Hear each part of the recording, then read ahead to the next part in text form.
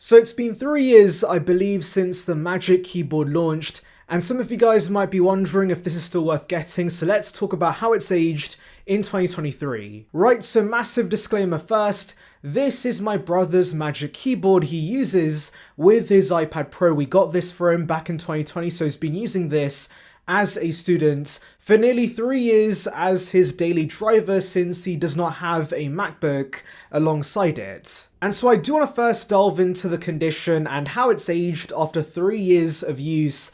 And the great thing about this being my brother's is that he is an average consumer. He couldn't care less about babying this, unlike myself, where I can obsess over scratches and marks. So this gives you a good perspective on how the material ages. Because I've always had some doubts over this plasticky cloth material Apple chose for the Magic Keyboards, but Apple's kind of proven me wrong because while there are still marks and the material has kind of faded, it still ultimately feels sturdy, and more importantly, the hinge is still fantastic, it's not loose, and functionally it's still perfect. However, I would love to see the next Magic Keyboards be similar to what Bridge offers. It would be nice to see an aluminium build since that would age even better, and considering the retail price for this, a nicer build would be appreciated, and I don't think it would massively increase the weight. Now moving on to what I like about this keyboard, we begin with the actual keys, because yes, a keyboard would be terrible if the actual keys were subpar, and thankfully that's not the case. Now I understand there might be some who prefer the feel of a mechanical keyboard,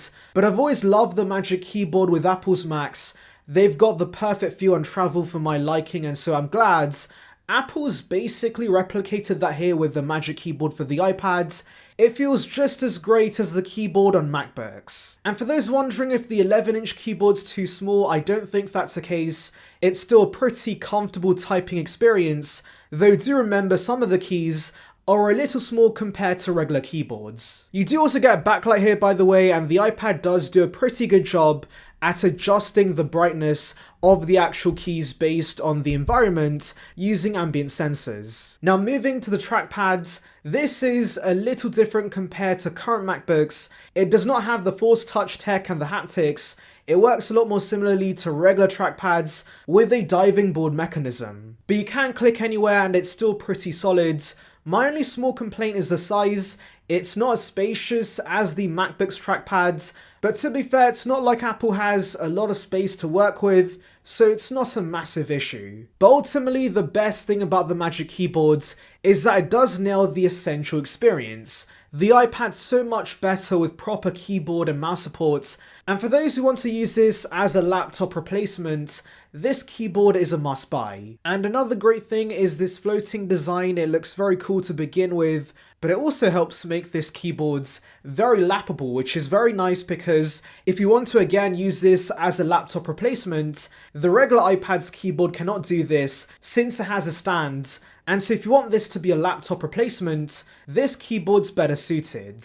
I will say though, the angles you can position the iPad are a bit restricted, but the bigger issue is probably the fact you can't fold this back completely. So of course, if you're wanting to draw, for example, you would have to take the iPad off the keyboards, and that does not protect the back of the device. It's not a massive flaw though, because the iPad is very easy to remove since it's held on by the smart connector and magnets, and you can of course rest your iPad on a softer surface and protect the back of the device. And by the way, for those wondering about the sturdiness of the actual magnets, trust me guys, it stays on. It's very solid.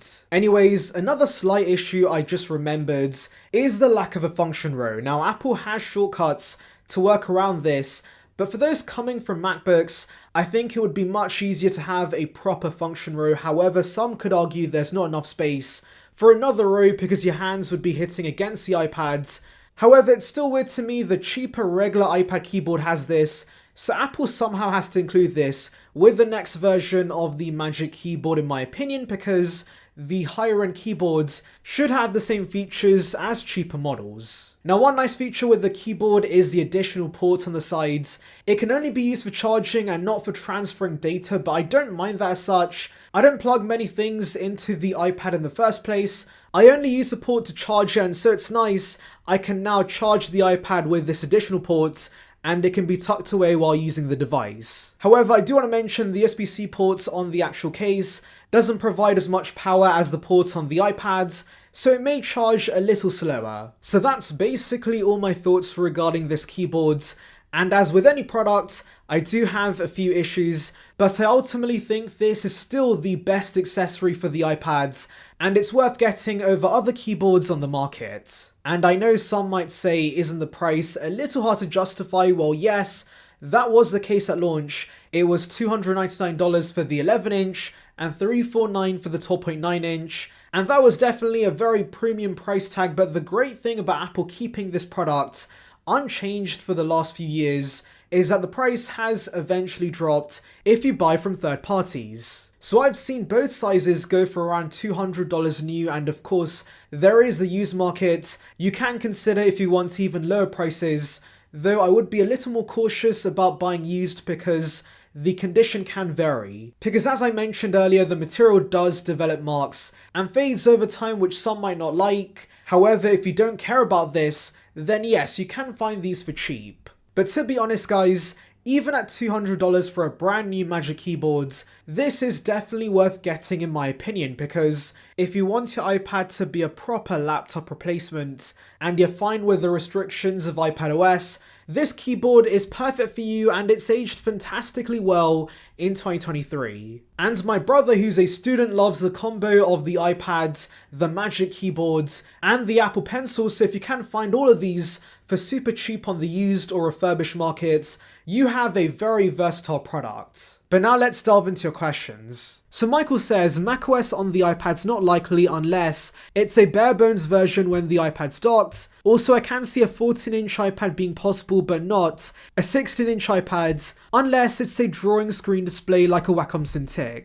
Now, I doubt that Apple's going to go down that route, but yes, I think a 14-inch iPad, essentially a 12.9-inch model within a bezels, that could make sense. But a 16-inch iPad does seem pretty unlikely for the most part. And also regarding macOS, yes, I'm sure there's going to be compromises, but ultimately I can live with that. I just want the iPad to be a proper computer with software that of course is fully utilizing the M2 chip inside. So those are my thoughts, but let me know in the comments, for those who currently own this keyboard, how is it faring? And for those who plan to buy it, why do you plan to get one? Anyways, thank you for watching guys, make sure to like and subscribe for the latest Apple news and rumours, and on that note, I'll see you guys in the next one.